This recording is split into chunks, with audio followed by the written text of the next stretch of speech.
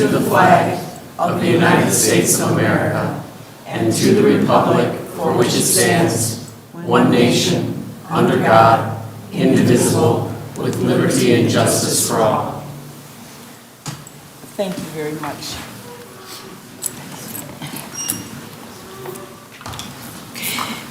We will now hear the roll call from our city clerk. Councilmember Archibald? Here. Councilmember Huron?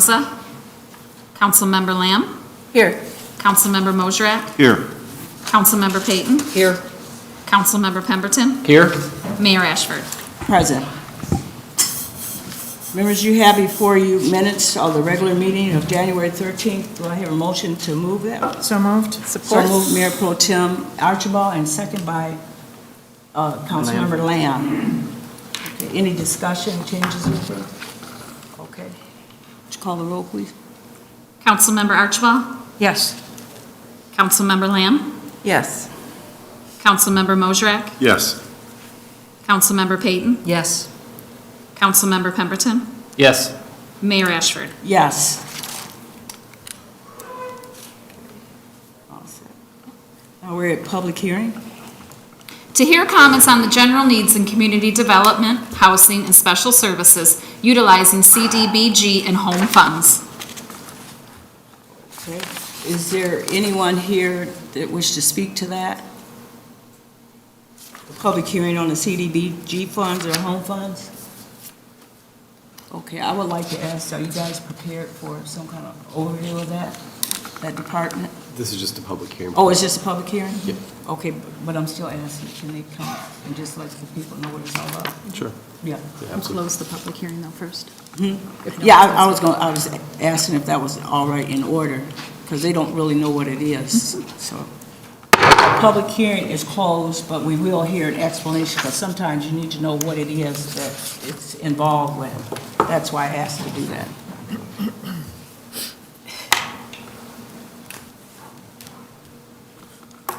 Good evening, Mayor and Council. The public hearing on the agenda tonight is to hear feedback from the community on what they would like to see us spend money on for our home and CDBG funding from HUD. It's the time of year when we do our annual action plan, which spells out how we'll spend money for the next 12 months. We are also in the process of updating our consolidated plan, which is our 5-year funding plan. And so tonight's public hearing was just to see if people have suggestions. There will be another public hearing on the actual draft plan that will come before you in April for public hearing and then for approval. Right. And Jasmine, also, they're not used to those acronyms, CDBG. Can you just say what it is?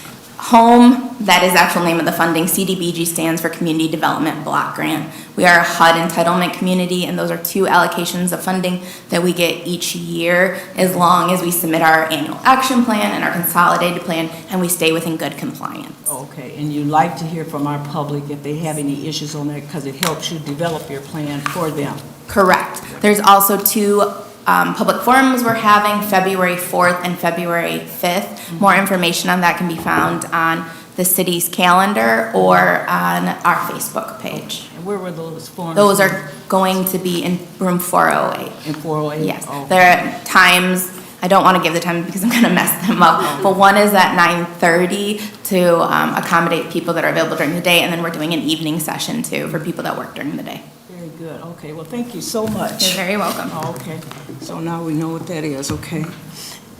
And so now we're at the public comment part. And before I get to public comment, I'd like to take the liberty of welcoming in our chambers this evening. We have state representative here. Could you, would you like to stand or come to the mic? Joe Poplin. Would you like to say something, Joe? I will, yeah. Okay. I never refuse an opportunity. Yeah, I want to thank everyone for electing me and sending me to Lansing. It actually is turning out to be the best thing that's ever happened in my life, because I'm meeting lots and lots of wonderful people, and I'm meeting lots of wonderful people in my district too. I must admit, though, the first 2 weeks, I've kind of felt like the Maytag repairman, because you probably don't know I'm in office and you haven't been calling me, but I want you to call me and I want you to tell me what you think, because I'm not going to Lansing for my agenda, I'm going for your agenda. And if you don't tell me what you want, then I don't have anything to say over there. And then I have to meet with the people in Lansing, and I think the people in my district are a lot better than the people in Lansing. So thank you. Thank you. Thank you very much. Okay, so further here, if anyone in the audience wishes to address the city council on any agenda item or any matter under the city's jurisdiction, now is the time to do so. You are allotted 1 4-minute opportunity to make your comments. Please begin your comments by stating your name and your address for the record. And I would also just like to say the reason we don't go back and forth, because we're here to listen first. Before you try to do anything, you got to listen to what you're saying. And one of my council members concerned said, Anita, you know, when they come to the mic, they have questions and everything, and you want to be able to give it right back to them, and we want to give you answers to that. But I want people even up here on the dais here to refrain from, you know, chirping in. It's your time, it's yours. But we will, at the end of the meeting, we do address what you know, some of the outstanding questions and concerns that you have. So it's not that we don't, you know, think about, you know, having you just get here and it goes flat. So we want to make sure you know that, okay? So at this time, if anybody would like to, this is your house, come to the mic. Your name and your address. Never done this before or seen anything like this, so It's okay. bit out of my comfort range. I'm Greg, 1812 Gillette Street. Okay. I noticed on June 23rd, 2024, that my tenant was not taking care of the property. By the way, most landlords don't have the time to drive by properties weekly. This should be on the tenant, not the owner. I called Blight and said, I am finding someone to fix the issue of the grass. On the 25th, I paid the lawn company extra since it was so long. They used it against me because there was no way that the 26th, it was long enough for the city to cut the grass. We were mailed a ticket 6/26. We did not get it until the 28th. I called them and said this was taken care of already, like I told them it was going to be. The person said, don't worry about it. You don't have to go to court. I have learned my lesson to get everything in email or writing. When I called to contest this blight ticket, it said they mowed it on the 25th. Where is my 10 days that the letter says I have? Then on the final judgment, it says they did not go back until 7/11/04 to mow, and they had to mow it. This makes no sense because they stated on the phone that it was already mowed by them on the 25th. So I had no chance to fix this. They already supposedly mowed it. I paid the company all summer upon the notice to get it mowed. The court letter of the final judgment was printed on 12/26/2024. I did not get the letter until a week after it says to appeal the order. You have to do it in 28 days before 1/2/2024. How is that even possible? Why is Blight and the courts okay to print wrong things and I guess make major mistakes, but the ordinary person can't go back until the beginning of the year to file something that hasn't happened yet? So therefore, there was no way to appeal it. Also, the city inspectors and code enforcement has to realize that I am not allowed on my tenant's property without advance notice. I can't just go on the property. That is invasion of privacy and trespassing. That is why there is tenant-landlord agreements for the protection of the tenants. My question to you is, why are landlords being targeted, or me as a disabled veteran? I have a couple neighbors and a school that have grass way longer than 10 inches, and they do not have the city mowing their lawn. They are not getting blight tickets. Why is it okay to charge the landlord, but it is not okay to charge the landlord, but not the homeowner? Blight has told me to tow vehicles where in violation, even though I was evicting the person. The tow company said, "Don't you dare," because it was theft. However, Blight wanted to fine me for it, go after the tenant. That would be grand theft auto on my part. Our first house is where this is all started. We evicted the person, and by court order, the tenant had 48 hours to remove their stuff off the street. This was the order by the judge. Blight had called me the day it was put out on the street, right after the bailiff left, and said, "This needs to be cleaned up, or we will do it with major fines." This makes no sense to me. It was a court order. Even the bailiff said that I was not allowed on the property and do not touch her things for 48 hours. Mr. You only get 4 minutes and your time is up right now. Oh, all right. Thank you. All right. And then I appreciate one of the city council members helping me pay part of the blight ticket that was entrapment. Thank you.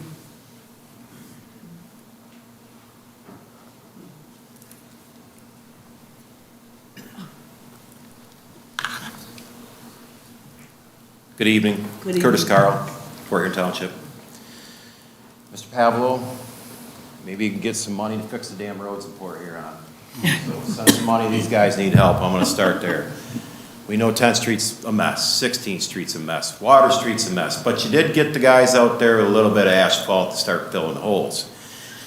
After them trucks rip that shit out of there, James, we gotta get it back in there fast. People are losing wheels, tires, front end parts, blah, blah, blah. I'm not sure if you guys don't drive in parts of town, but I think you should, because it's bad.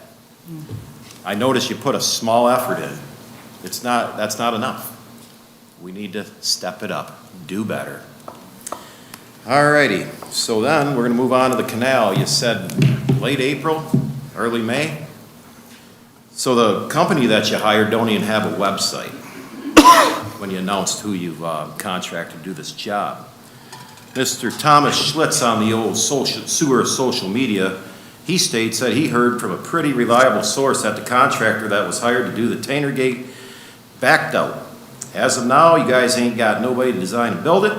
Unless you find a contract very soon, doesn't look like that's gonna happen. Not sure what you're doing there, but if you go up there, there ain't nothing going on. So I'm sure we can come up with some good excuses to blow some smoke, but I'm not buying it, because it ain't gonna be done by the end of April, 1st of May. I'll put money on that. Now, I complimented you on the old 24th Street from Dove, just maybe about a block, and you come back with something about the map. And my wife pointed out to me that on the map, where that section of asphalt was not reworked or redone, it's bordered by 2 city properties. You got Chassex on the city side, and then on the township side, you have H.P. Peltzer. You explained it to me, but I guess I don't understand it, so maybe here when you get a hot minute, explain it in layman's terms, put it in a way that I can understand it.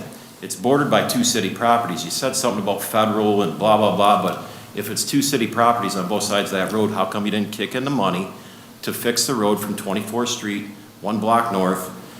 I guess I don't understand, but the red line does show me that that's bordered by 2 city properties. So you're getting city tax, I'm assuming, from both those businesses. So that needs to be fixed. It's just an eyesore when you go up 24th Street. Just something that was half-assed done and wasn't finished.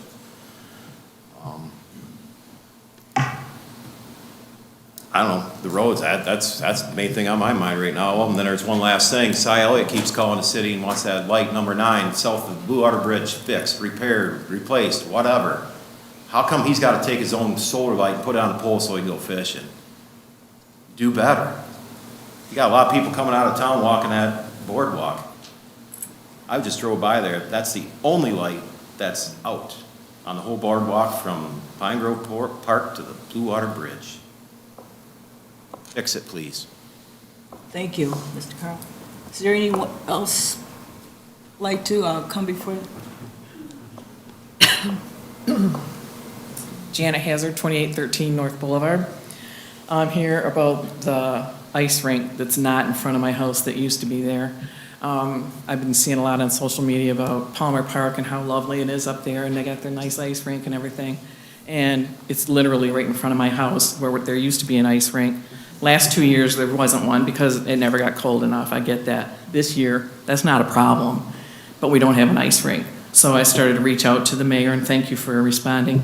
I also reached out to Parks. Their first response / excuse was, well, we partnered with B-Rock for a couple of years, and that partnership has expired, so that's why there's no ice rink this year.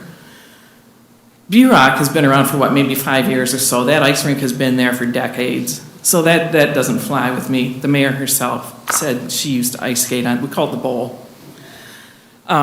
So I said, okay, if that's the case, then who partnered with you to get Palmer Park's ice rink up and running? And this was the response that I got. Thank you for reaching out to us. I recognize there is a lot of disappointment that there is not this is from Cynthia Broomfield, by the way, excuse me.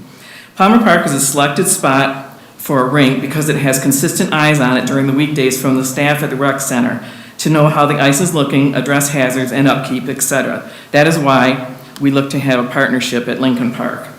I spoke with the city manager, and we are in agreement to explore all avenues for funding volunteer resources needed to return a rink to Lincoln Park next winter. Well, I don't have any hope that we're gonna get one this year, even though it would have been a perfect year for it. I've talked to kids, and they all wish that it was there. Another comment that I got from Miss Broomfield was, this was on a Facebook message. She said, if you want to go ice skating, maybe you can go to McMorran. I didn't really appreciate that. First of all, I'm not even physically able to ice skate. This isn't about me. It's about the kids in my neighborhood and the adults. I mean, it's wonderful to look out my window and see people enjoying that ice rink in the wintertime. And why should we have to get in a car or on the bus and go to McMorran if there's an ice rink literally in my front yard, practically? I was kind of offended by that. Anyway, I'm just bringing it to everyone's attention. Like I said, I've already spoken with the mayor about it, and she's been more than receptive. I appreciate that. Thank you. Thank you. Thank you very much. Is there anyone else who'd like to come before the council?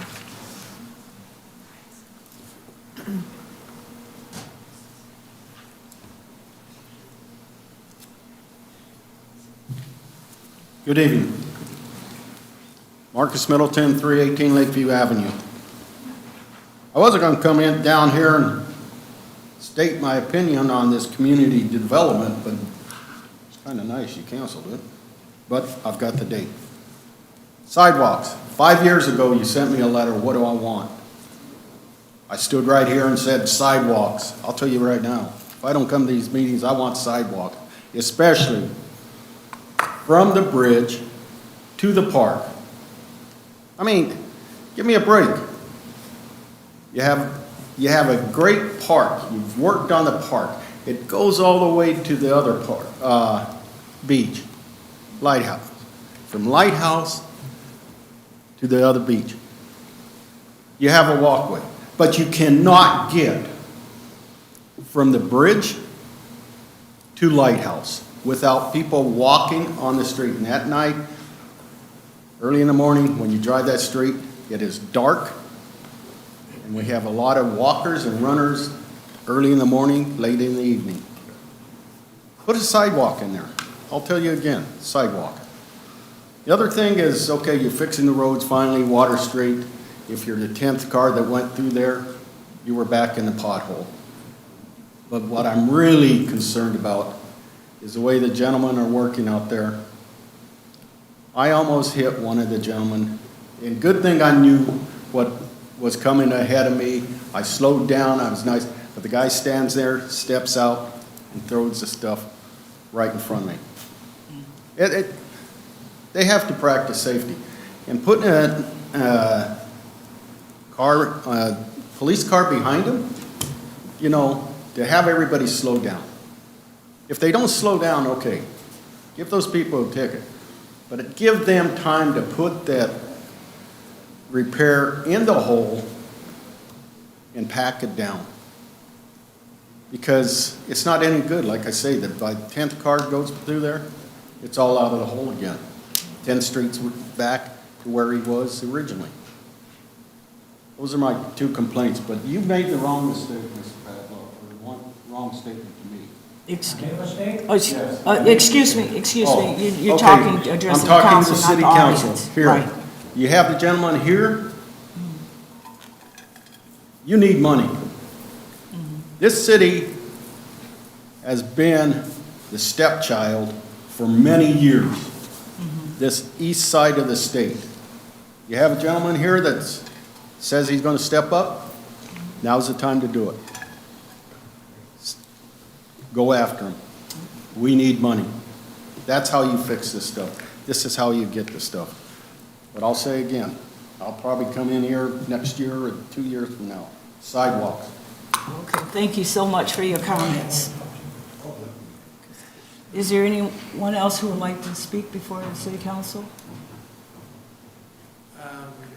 So I guess I'll just speak. I'll just give a brief preface and say that I as one of my first Your name and, my name's Tyler Meegank. I'm from Huron Township. So I remember I tried interviewing Joe Pavlov during the Republican primary. I remember, and I tried interviewing. There were 5 candidates, and he was the only one that didn't respond to an interview. We had a few phone calls, but I was hoping for a little bit more. But hopefully, Mr. Pavlov will be more responsive, at least to me specifically. But I guess we'll see with time. I would just like to comment on, I know this is a city council board meeting, but I just felt that Dr. Nevin was being a little disrespectful in regards to an inappropriate expression of his own personal political views. I attended the St. Clair County Health Advisory meeting, and he was handing out books by Mr. Kennedy Jr. So I just thought that was a little disrespectful, at least in my view. So I have a book here by Karl Popper. It's called The Logic of Scientific Discovery. And what it establishes is the importance of falsifiability, the idea that we should always strive to falsify our beliefs, that pseudoscience confirms and science disconfirms. So I just hope that, and I've also been doing a lot of work on a project, because there's a lot of controversy over solar farms recently, so I've been doing a lot of research into that, and there's a Facebook group that I'm aware a lot of people feed their confirmation bias by only looking at the negatives of these solar farms that are going in, and neglecting any possible positive effects that could result from them. So just thought I would comment that. Thank you very much. thank you. Is there anyone else? Yes, ma'am. Kathy Nugent.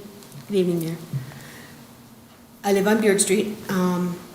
I just have been noticing lately that every time we have a project going in our city, then something doesn't go right, then we have to stop payment, then we have to sue them to get it done. So now we're on the 4th project that's not going to get done on time, that is not done any way completely the right way at all that we had asked for. It's becoming very upsetting to a lot of us taxpayers watching this go on. Now, you have a contractor come to your home. Do you not request to know what they have done in the past? Can I see your work? Where have you worked? Can I go look at it? Why are we hiring these contractors of whatever size and scale, the canal, the little park, all this other stuff? Who does this hiring? Who does this approving? Is that you, Mr. Fried, or is it like a bunch of people? I'm just unaware. I am unaware how these are all approved, because we're consistently bad at that. Is there simply are these people elected? Are they going to be reelected soon or changed? Are they put in position? Because maybe we need a different of people in there doing these decisions. That's all I'm saying. It's getting to look really, really bad consistently. Thanks. Thank you very much, Ms. Nugent. Is there anyone else who would like to come before the city council?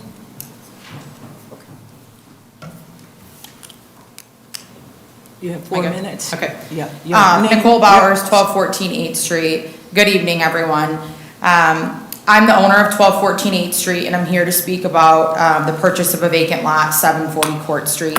This lot has been vacant approximately 10 to 15 years. Public documentation supports the city absorbed it on back taxes from the county for the sum of approximately $2,100. Regarding the physical condition of the vacant lot, the lot has high brush at the back, and it is an open lot that allows people to roam through. It allows their animals to roam through, and it allows them to throw their trash in, which blows to adjacent yards. There is also a sewer issue in which runs through the back of the lot. This is due to the sewer taking approximately 5 Ys and being connected to multiple properties and homes. There is no physical sewer on 8th Street, and which is problematic as each home should have its own sewer connection. I cannot fix the shift in this sewer without digging up some or most of the vacant lot. The city will also not fix this sewer issue. Recently, 1214 8th Street has undergone major renovations within the last 2 years, completed with my own 2 hands. It is by far the nicest home on the block, citing its original cedar siding that was hand-filled, sanded, and painted, covered porch, brick pillars, and unique perimeter hedges. Inside, you'll find the original oak flooring, oak doors, oak staircase, milk doors, cedar closets, and original plaster cove ceilings. These characteristics are all characteristics you'll never find in today's market. Last year, when inquiries were completed with the city regarding the lot, I was told if I created and submitted a plan, I could request and potentially purchase the lot. The city also stated the minimum purchase price begins at $5,000. I received the application by email.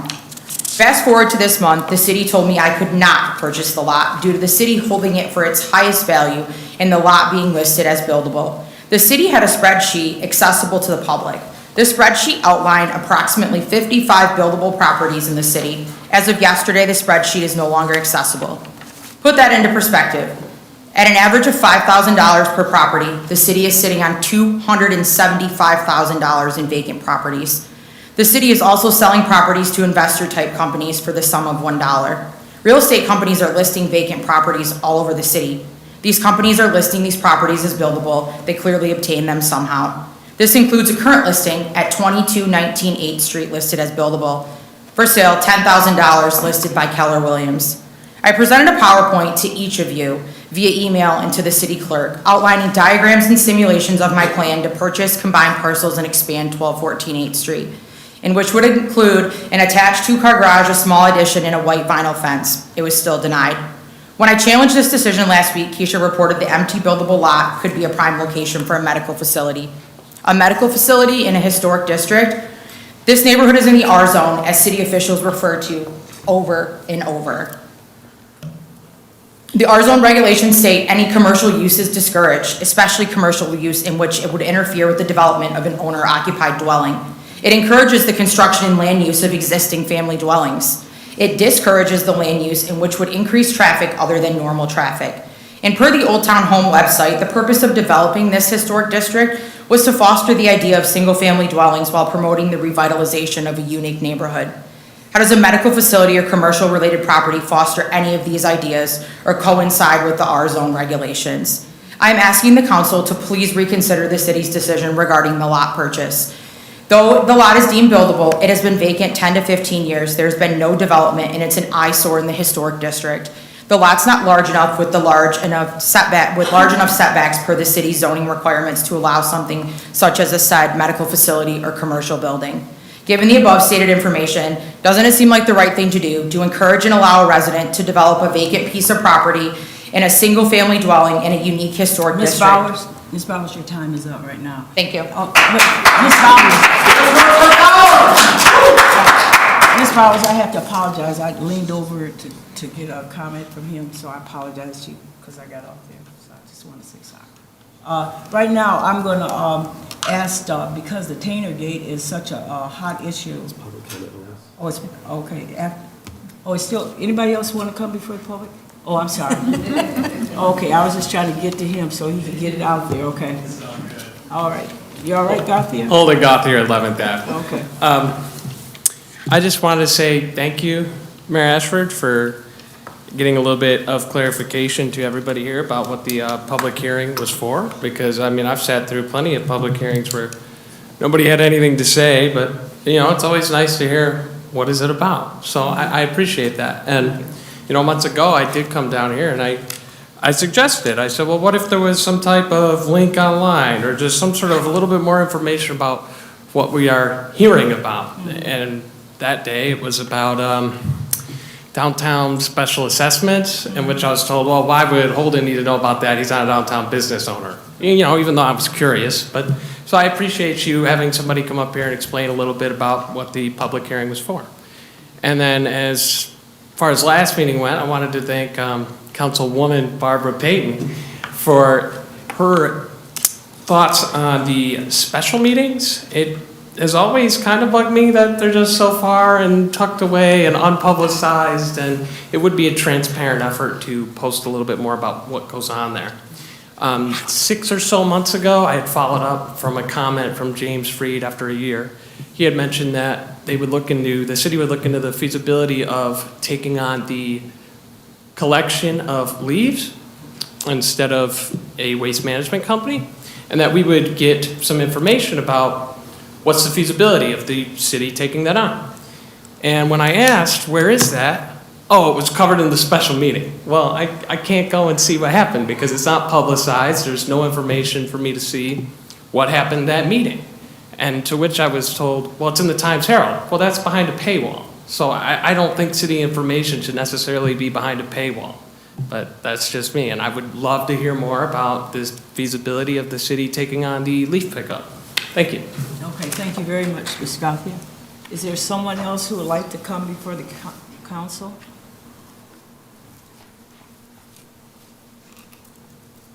Okay, hearing and seeing none, declare public audience closed. And at this particular time, we'll hear from our city manager. Yeah, I was surprised to learn that nothing was going on at the canal when Representative Pavlov and I was on site today with a whole crew of workers who were out there driving pilings, and the canal project is right on schedule. The coffer dam is installed. The contractor is doing an excellent job. Just because someone makes a public statement doesn't mean it's true. Our projects are done efficiently and on time. One of the issues we are going to have with the canal is the Tainer Gate is proprietary in design and construction. We did extend the bid deadline by a couple weeks to allow more companies to bid on the design of the gate itself and construction. We do have several firms that are interested who have come to the pre-bid meeting to look at bidding on that. We got really competitive bids on phase 1. If you remember, it was a 1.2 million all the way down, I think 285 was what that company's doing it for, and they're doing an excellent job. The coffer dam was put in time to stop the sand with the removable planks for the spring flood seasons. One of the concerns I have, and I'm meeting with our township partners, is the overwhelming cost of what this could cost. This project could cost near $5 million. The city of Port Huron does not have $5 million to complete this project. We will need state aid to fund this project. I have to develop a budget in the coming year where I have to pay police and firefighters first. And so the representative, thank you very much for coming, being engaged and coming to the scene to actually look at the work that was going on. That really spoke volumes. I spoke with Senator Lowers as well about a budget appropriation from the state of Michigan. This is a very unique situation in the city of Port Huron with this canal. No other city in the state of Michigan, no other city has even something remarkably similar to what we have to deal with. So it's an undue burden on 30,000 people to maintain a waterway, and it's critical to the quality of water in the Black River. So it poses a health and safety issue to several jurisdictions, Port Huron Township, Fort Gratiot Township, and the city as well, also downriver folks. So we are working with our state officials. Our goal is to have this canal open by April, assuming we can get funding from someplace to help us. But the project is progressing. The contractor is doing an excellent job, and especially for being the low bidder. And a very reputable company as well. Our engineer, DLZ engineering firm, is reputable all around the state of Michigan, doing excellent work. The only issue we're having with this right now is the pocket park, and we will take care of that in short order to get that open. We don't accept subpar work from contractors. When we delay a project or hold a project, that doesn't mean it's not going well. It means we're holding people accountable. It would be very easy to accept substandard concrete work at a project because nobody would really notice for 10 to 15 years. We could do that and avoid public criticism. But I think to the taxpayers, we have to get it done right and not just mask over it. As for potholes, we are not a city with infinite resources. Road work is an issue all across the state of Michigan. The state of Michigan has not identified a long-term sustainable funding mechanism for roads As you may know, your gas tax does not go to the city of Port Huron. Your gas tax goes to Lansing, which is distributed through a law called Act 51. We get a certain amount of dollars per linear mile of roadway for both major streets and local streets. And so those are the finite resources we have to work with to repair our roads. Our crews are doing an excellent job. It's incredibly dangerous work. My biggest fear is that something happens to one of our city employees. My biggest fear is I have to call someone's wife or spouse because they were killed on the job. And so it is a real fear. I ask people to slow down. They are out there working hard and fast to get these potholes filled. And it is very dangerous, dangerous work. So I want to thank the Public Works Department for their continued work effort. They were out there today, full crews, to get these things fixed. But this is a Michigan problem. Every city in Michigan has a pothole problem, and we're going to solve it together. But we do encourage the state to look for a truly sustainable funding mechanism to fund roads. One of the things that I think is very important is that every proposal to fund roads in Lansing was for MDOT roads, MDOT trunk lines and highways. No one's talking about local roads and how to increase funding to local streets. So both the Republicans and the Democrats, they put proposals out there, but it doesn't address local funding. So I am the city manager of a city with finite resources. We do the best we can. I think we've been incredibly innovative in asset management and preserving our infrastructure. But there's a lot of difficult decisions that have to be made. And so appreciate the comments tonight. Hope that provides clarity. And I do hope and believe that we will get that canal open before the spring. And I am hopeful that the state will come in and help a core Michigan community fund this really remarkable burden that 30,000 people should not have to carry on their own. Done? Can I get an amen? Done. Whatever. Okay, thank you, Mr. City Manager. I'm sure we were enlightened by those comments, and sometimes you do have to insert, and those things are significant, and really makes a difference. If you're not on the right path, if you don't get the right information, it just get murky in there, because you hear so much of some of everything else, and even the city manager could mess something up too, but it's still, getting back on the track to where we need to be in terms of credible information. Now we will go to our consent agenda. Motion? So moved. So moved by Mayor Pro Tem. Support. Archibald, and supported by Councilmember Lamb. Any discussion or anything? Okay, thank you. Clerk? Councilmember Lamb? Yes. Councilmember Mosrak? Yes. Councilmember Payton? Yes. Councilmember Pemberton? Yes. Councilmember Archibald? Yes. Mayor Ashford? Yes. The first one is under communications and petitions. It says, receive and file notification from the Liquor Control Commission that an application has been received to transfer location of an escrow of 2024 SDD license to One Stop Shop Paradise and Company located at 1122 10th Street. And under resolutions, we have several. Resolution number 3, confirming and approving single lot assessment for a large brush and branch pickup in the right-of-way.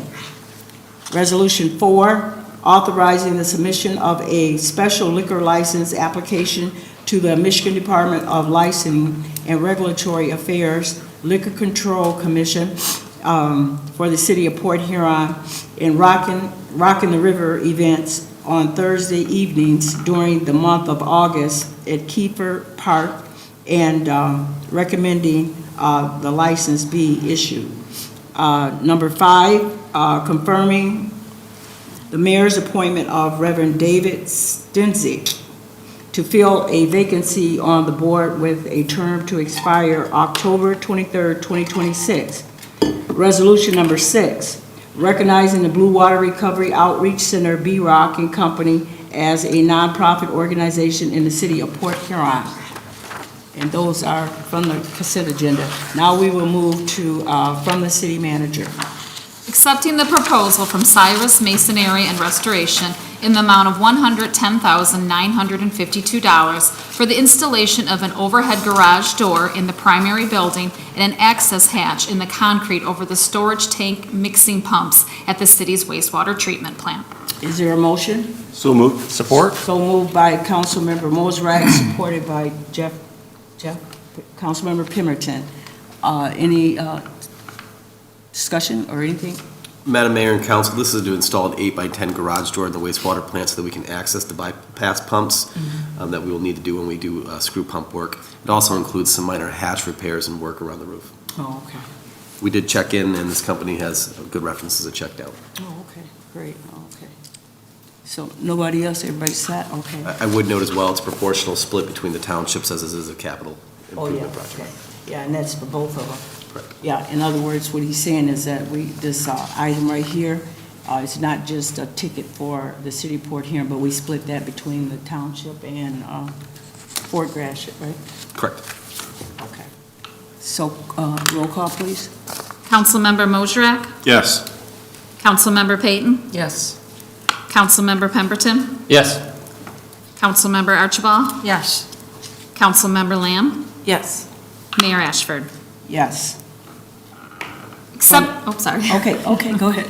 Accepting the proposal from SHI International Corporation in the amount of $54,016.53 to replace and upgrade 2 data center host servers and switches. Okay, is there a motion? So moved. Support? Councilmember Pemberton and supported by Councilmember Mosrak. Is there any discussion? Okay, hearing none. Roll call. Councilmember Peyton? Yes. Councilmember Pemberton? Yes. Councilmember Archibald? Yes. Councilmember Lamb? Yes. Councilmember Mosrak? Yes. Mayor Ashford? Yes. Accepting the proposal from SHI International Corporation in the amount of $123,796.83 to replace and upgrade the storage area network. Okay, is there a motion? So moved. Support? Moved by Councilmember Lamb and supported by Councilmember Mosrak.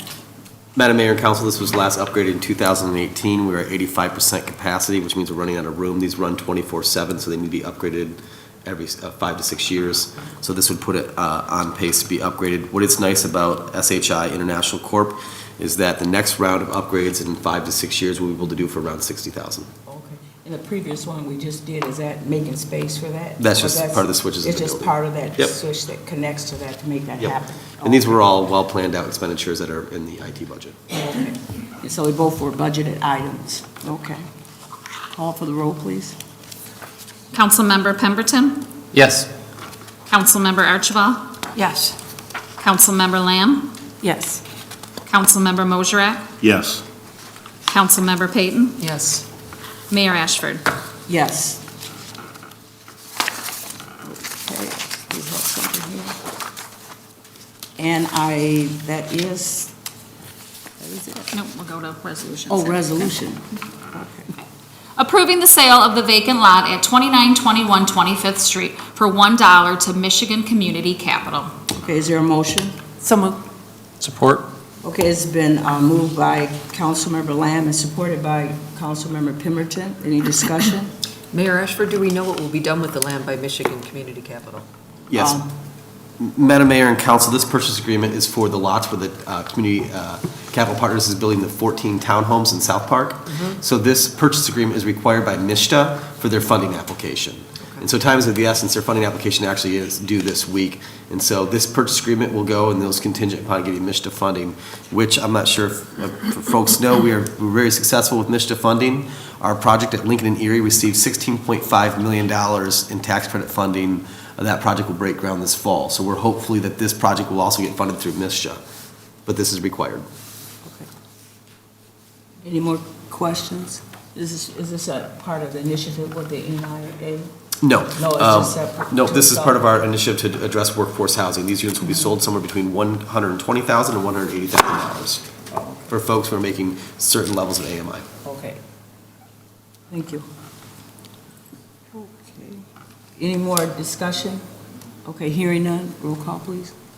Councilmember Archibald? Yes. Councilmember Lamb? Yes. Councilmember Mosrak? Yes. Councilmember Peyton? Yes. Councilmember Pemberton? Yes. Mayor Ashford? Yes. Resolution number 2.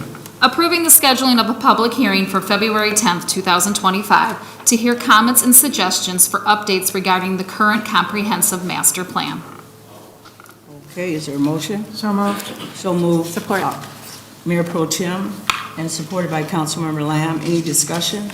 Madam Mayor and Council, I really want to encourage the residents to come out to this public hearing. It's very important. The master plan gets updated every 5 years, a truly substantial update every 10 years. This will address everything from workforce housing to walk pedestrian safety, everything about the future development of the city.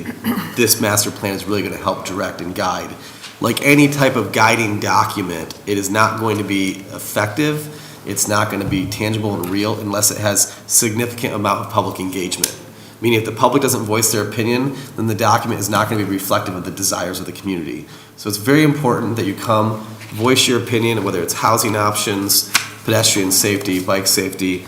I will speak on behalf of resident Tyler Madovin, who's not here, who always comes and talks about the importance of the master plan. But do make your voices heard. If you can't come to the public hearing, that's completely fine. You can submit your written comment to communitycomments@porthuron.org. You can even call the office and we will have one of the staff take notes on your public comment. All of that information will get passed down to the Planning Commission and to the mayor and council. So whenever you call or send an email, they always get it. And so just be heard. This is very important. This will be a guiding document for the next decade. Mayor Ashford, I was going to ask Yes. that, James, so this is going to be the only hearing? The Planning Commission will also do some hearings as well. Okay, will we post that information somewhere so people outside of Absolutely. tonight will know where to put their comments in if they can't make it? Absolutely, and I suspect that as the Planning Commission moves along, they'll want additional public engagement sessions. Okay, great, thank you. Okay. So is that correct? Probably, who's heading it up, our planning department? Our Planning Department at the direction of the city manager. Oh, okay. All right, so, can I just roll call, please? Councilmember Lamb? Yes. Councilmember Mosrak? Yes. Councilmember Peyton? Yes. Councilmember Pemberton? Yes. Councilmember Archibald? Yes. Mayor Ashford? Yes. Now I believe this. Now we're done. Okay. So, I don't want to close out the meeting yet. So, I noticed it was on the agenda, it's not on the agenda, the lady that came before us with the property issue. Yeah, we'll address that. We're gonna, okay, well, I just. Yeah, we sent a staff memo, a memo was sent to council on the reasons for the decision on that sale. And I stand by the reasoning behind it, and I'm more than happy to meet with her afterwards. Okay, and what happened, don't we have a process, how come it didn't go to the planning commission? It doesn't go to the Planning Commission, the sale of the property. Could it have gone to that? No, they don't have any Okay. jurisdiction over sale They property. don't have a jurisdiction, No, okay. that would be the mayor and council, but you guys adopted a property sale policy, and we are following the property sale policy you adopted. The vacant land policy you adopted, I think, 3 years ago. So when it comes to sale of vacant property, it's not just David and I sitting in the back room deciding who's going to buy property, who's going to sell property. There's a formal adopted policy for vacant land sales that guides the direction of how we discharge city-owned land. I know, I have a copy of the policy. I was just trying to get through this, because I just want to make sure that we don't ignore the facts. I mean, she, what she said, I don't want to go over it all in front of here. I just want to make sure it does get done. What it I gets mean, done. that she has addressed that her Oh, issue is absolutely, gonna be- absolutely. Okay, is there anything else that's supposed? I would add, Mayor and Council, whenever we make decisions and make policy, like directions within city operations, we're following written guidance and policies adopted by the Mayor and Council. I don't have the authority to deviate from the vacant land property sale policy that we have unless you guys all vote to change those policies. Yeah. Which you can bring an amendment at any time. Yeah, I know that, and we have a lot of things, a lot of rules and everything, but the way it is presented to us, you can make things change. And you still gotta represent the people out there that are bringing it forth. They gotta understand just what it is. the policy. Does she have a copy of the policy? We'll meet with her afterwards. I know that plan's discussed it, but we'll meet with her Oh, okay. afterwards. Well, that's what I'm talking about. I'm talking about giving her her Yep, full absolutely. right due. Absolutely. Mayor Okay. Ashford, do we make a statement about the letter that James Freed released last week? That be appropriate time or no? Well, this is the end of the meeting, if you All want to. right. And also, I would like to congratulate Council Member Pemberton and his family for their new baby. Oh, you're going to steal my fire, okay? Thank you. And because I have a tendency to wander, I like to write down my thoughts. It's okay. I wanted to address the letter that Mr. Freed wrote to our LGBTQ+ community last week. It was written after a far-reaching executive order requiring federal agencies to discriminate against transgender people by denying who they are and threatening their freedoms. Mr. Freed's letter was met with over 300 positive comments, as well as several emails commending the letter. Unfortunately, there were a few negative emails and comments, which is their right to express and quite frankly to be expected in these situations, but one of those emails stated that the letter was disloyal to the residents of Port Huron who voted for the current sitting president. So let me be clear about this. I took an oath of office to represent all citizens of Port Huron, and I take that oath very seriously. This is a nonpartisan position, and I take that extremely seriously. So to suggest that this letter that James wrote, this act of kindness, is disloyal is absurd. So I would reach across the aisle to anyone that is willing to work together for the greater good of the citizens.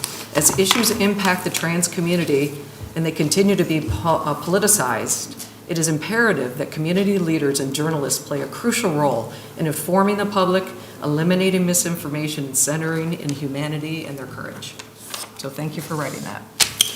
Madam Mayor and Council, I would like to add, I am sorry if people construed that with something, political connection with the president.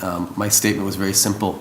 As city manager, no matter what I believe, what my feelings are about anything, my first and foremost obligation is to ensure public safety. No citizen, no matter who you are, who you identify are, no citizen should live in fear within our city. This is a safe place for everybody. That's all my letter was simply trying to convey, was you are home here, you are safe here, whoever you are, whatever your beliefs are, you are safe and welcome here. We were the first city, one of the first municipalities to expand Elliott Larson's protections, which is, Elliott Larson's is our civil rights legislation in the state of Michigan, our statutes.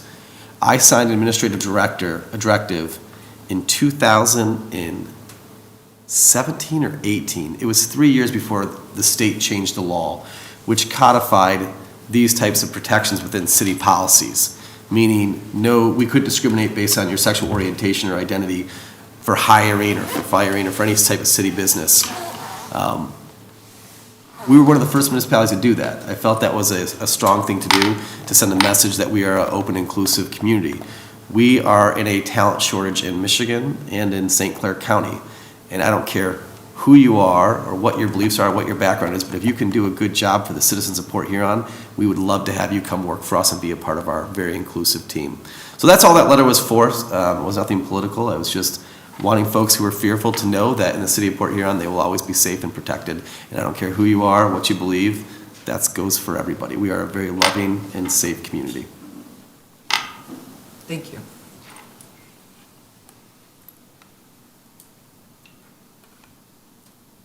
It's almost like the night before Christmas when all through the house, not a creature was stirred, not even a mouse, okay? All right, so I just like to say behind all this that we are all nonpartisan how we sit here, and our interest is, and I'll have to agree with him, I mean, everybody, is somebody here in the city of Port Huron. We're all in the image of the guy upstairs, God. So, and we have to treat each other as such. And so we don't get into any causes or judgment. We got elected to serve the people, all people. No matter how much money you got, what color you are, or whatever your station in life, we don't do that. And we don't jump on causes because we would be jumping on that every day. So we're not up here for any personal cause. We're up here to serve. and we took that oath of office, and I can speak for myself, I'm very serious about that, and I think my colleagues are too. And that's what we're supposed to do. So I'm not up here to be your best friend, because we may agree on some things and some things we won't. But you can be rest assured, it's not from a personal perspective, but it is if it's a law or ordinance or what, or just sheer on the sake of civility and kindness or whatever, based on the facts.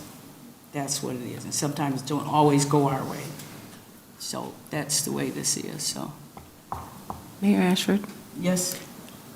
I just would like to make a comment. Yeah.